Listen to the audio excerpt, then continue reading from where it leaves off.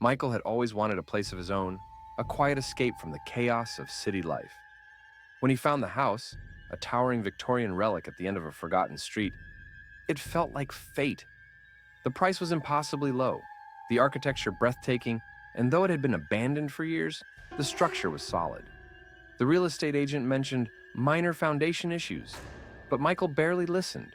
All he saw was potential, a new beginning, a place to call home. Watch video till the end. This is Veils of Night. The first few hours in the house were uneventful. Dust clung to the air, the scent of aged wood and neglect filling every corner.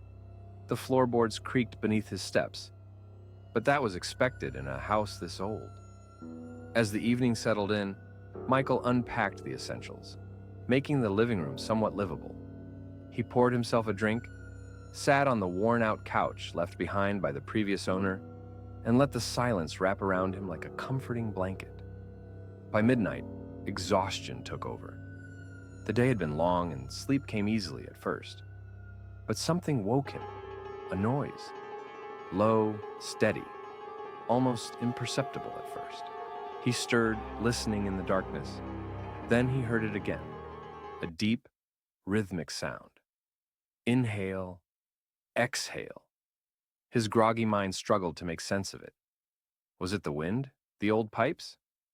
But it wasn't coming from outside. It was coming from the walls. Michael sat up, his heart pounding. He strained to hear over his own ragged breathing. The sound was steady, deliberate, as if the house itself was breathing. He chuckled nervously, shaking his head. I'm just tired. It's an old house. Old houses make noises. But even as he lay back down, the unease refused to leave him.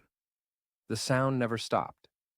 It remained, a slow, rhythmic inhale and exhale, like something unseen lurking beneath the walls. The next morning, he dismissed it. Sleep deprivation, his mind playing tricks on him. He went about his day, exploring the house properly, but an eerie feeling clung to him. The walls felt different. He ran his hand along the faded wallpaper in the hallway and paused. It was warm, almost like flesh. He yanked his hand away and laughed at himself. I'm losing it. That night, the breathing grew louder. No longer a distant sound, it was closer, more pronounced, like the house was reacting to his presence. As he walked down the hallway, he swore the wall shifted, just slightly, but enough for him to notice. He placed his hand against the wallpaper again. This time, he felt it. A pulse, a slow, deliberate throb beneath his fingertips. His stomach twisted. Houses didn't have pulses. The floor beneath him groaned, but not like old wood settling. It vibrated, stretched, almost as if it were alive. He stumbled back, breathing heavily. It's not real. It's not real. But then, he heard the whisper. Faint, almost too quiet to catch. But it was there. Michael, his breath caught in his throat. His eyes darted around the dark hallway, searching for the source. But there was nothing. Just the steady sound of breathing, coming from the walls, the floors, the very bones of the house. He bolted for the front door, his fingers fumbling at the lock. It wouldn't turn. He yanked harder, rattling the doorknob. The door refused to budge.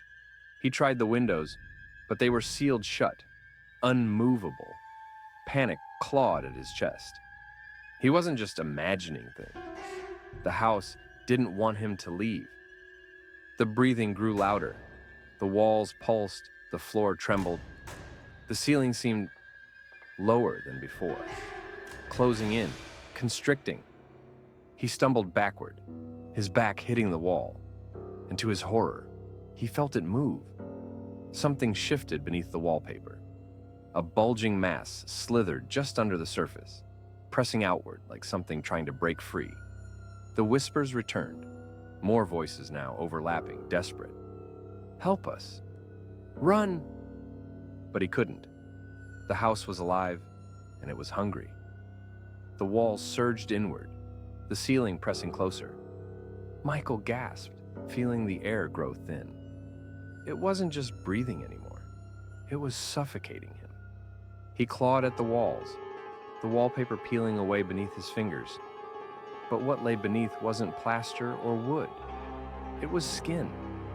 And just before the house took its final breath, pulling him into its depths, Michael saw the truth. Faces, dozens of them, twisted in agony, their mouths open in silent screams, embedded in the flesh of the walls. Then, with one final exhale, the house swallowed him whole, and the breathing stopped. If you enjoy this horror and killer house, then like this video and share it with your friend. Also, subscribe this channel and stay